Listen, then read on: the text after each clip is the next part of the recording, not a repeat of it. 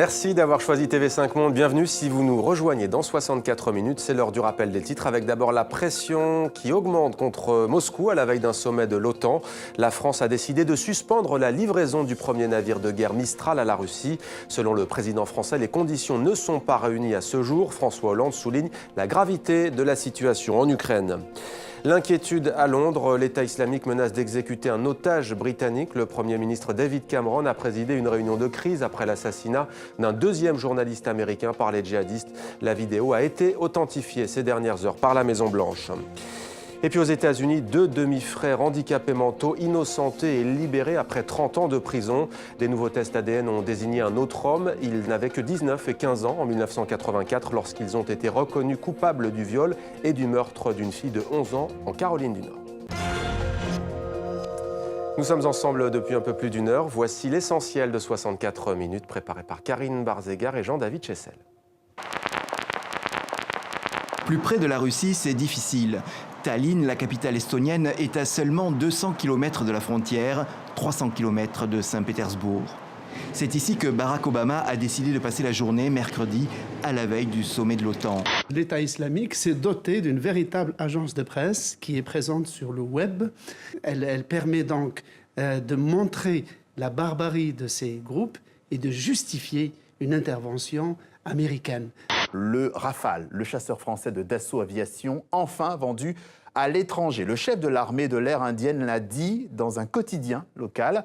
Son pays devrait en acheter 126 bientôt. Pas de date précise.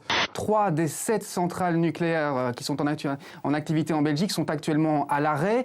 2 sont en panne et une aurait même été sabotée. Conclusion, 25%, un quart de l'approvisionnement en énergie nucléaire en Belgique est aujourd'hui à zéro.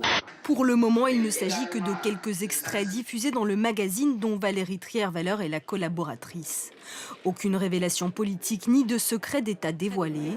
C'est l'histoire de l'intimité d'un couple. Ça pourrait tomber sous le coup de la loi en ce sens que ça porte atteinte à la vie privée de François Hollande.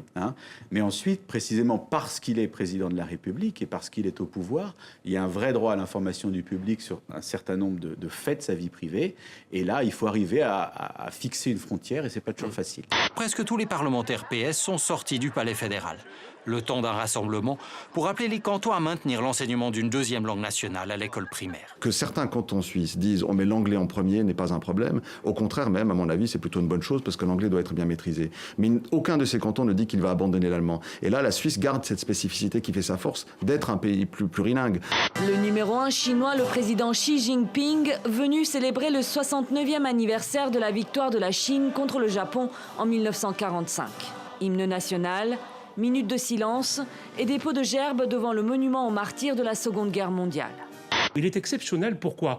Parce qu'il est capable d'abattre en 2 heures 20 pages, sans aucune rature, ça correspond à un chapitre et un roman, en 10 jours. Djerbaoun est le premier musée des arts de rue en plein air.